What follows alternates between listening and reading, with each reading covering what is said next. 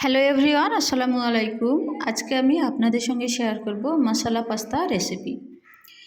এটি খেতে খুবই টেস্টি আর খুব সহজে আপনারা তৈরি করে নিতে পারবেন এই পাস্তা রেসিপি। তো চলুন দেখে নিই মশালা পাস্তা।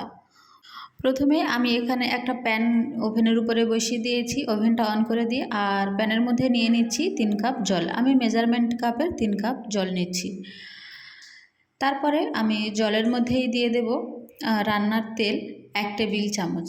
আপনারা যে কোনো রান্নার তেল ব্যবহার করতে পারেন, আমি এখানে রিফাইন্ড অয়েল ব্যবহার করেছি। আর লবণ দিলাম 1 চা চামচ। লবণ এবং তেল দেওয়ার পরে আমি এখানে পাস্তা দিয়ে দেব 2 কাপ। আমার এখানে 2 কাপ পাস্তার জন্য আমি 3 কাপ জল নিয়েছি।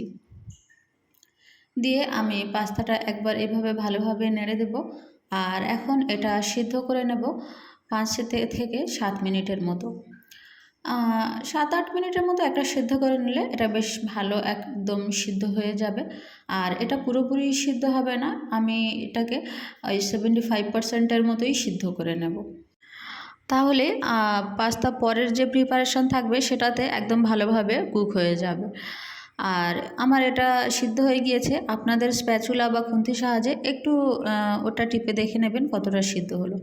তো ওভেনটা অফ করে দিয়ে আমি পাস্তাটা জল ঝরিয়ে সাইডে রেখে দেব। আর একটা আলাদা ফ্রাইং প্যান নিয়ে নিচ্ছি, সেটার মধ্যে 2 টেবিল চামচ রান্নার তেল দিলাম, 1 টেবিল চামচ দিচ্ছি বাটার।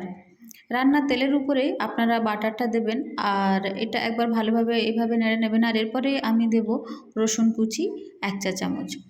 এখানে রসুন কুচিটা দেওয়ার পরে খুব সুন্দর একটা স্মেল আসবে। বাটার আর রসুন কুচি স্মেলটা দারুণ একটা কম্বিনেশান। তো রসুনটা আমি এইভাবে একটু নেড়ে লাল লাল করে নেব।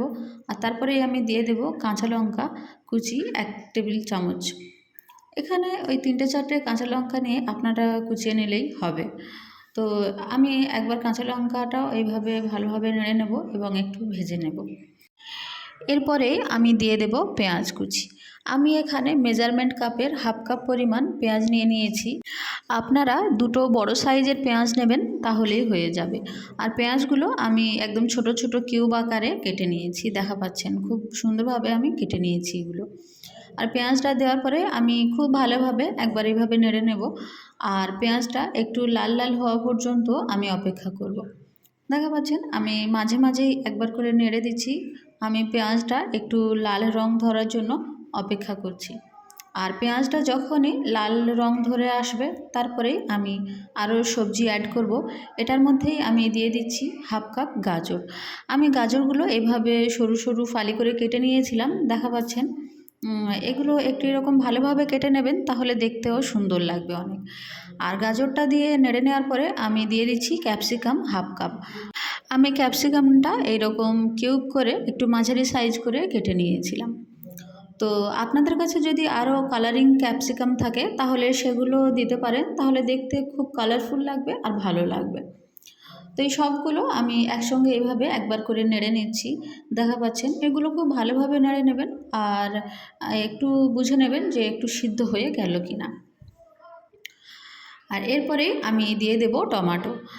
আমি এখানে টমেটোও নিয়ে নিচ্ছি হাফ কাপ। এখানে আপনারা একটা মাঝারি সাইজের টমেটো নিলেই হয়ে যাবে, বা মাঝারি থেকে একটা বড় সাইজও নিতে পারেন, তাহলে গ্রেভিটা অনেক ভালো হবে। আর আপনাদের কাছে যদি আরও কালারিং ক্যাপসিকাম থেকে থাকে তাহলে সেক্ষেত্রে সেগুলো ব্যবহার করবেন, দেখতে অনেক বেশি কালারফুল লাগবে, অনেক ভালো লাগবে। টমেটোটা নেড়ে দেওয়ার পরে আমি এখানে লবণ দিয়ে দিচ্ছি স্বাদ মতো। আমি এখানে 1 চা চামচ লবণ ব্যবহার করেছি, আপনারা নিজেদের স্বাদ অনুযায়ী লবণটা ব্যবহার করবেন। তো লবণটা দেওয়ার পরে আমি সবগুলো সবজি একসঙ্গে খুব ভালোভাবে একবার করে নেড়ে নেব। আর এরপরে দিয়ে দিচ্ছি জিরা গুঁড়ো 1 চা চামচ। আমি এখানে জিরা গুঁড়োটা দিয়ে আমি এরকমভাবে ভালোভাবে একবার নেড়ে নেব। আর দেখা পাচ্ছেন আমার সবজিগুলো একদম অনেকটা নেতিয়ে মতো গিয়েছে, মানে খুব ভালোভাবে সিদ্ধ হয়ে গিয়েছে। আর এখন আমি এরকম একবার একবার করে নেড়ে দেব। আর খেয়াল রাখবেন যেন এই সবজিটা কড়াইয়ের গায়ে লেগে না যায়, এই জন্য একটু বারবার ভালোভাবে নেড়ে দেবেন। এখন আমি দেব সস। আমি এখানে টমেটো সস দিচ্ছি 2 টেবিল চামচ, দিয়ে আমি একবার এভাবে নেড়ে নেব। আর এরপরেই আমি দিয়ে দেব মেয়োনিজ। আমি এখানে মেয়োনিজও ঠিক টমেটো সসের মতো 2 টেবিল চামচই ব্যবহার করব।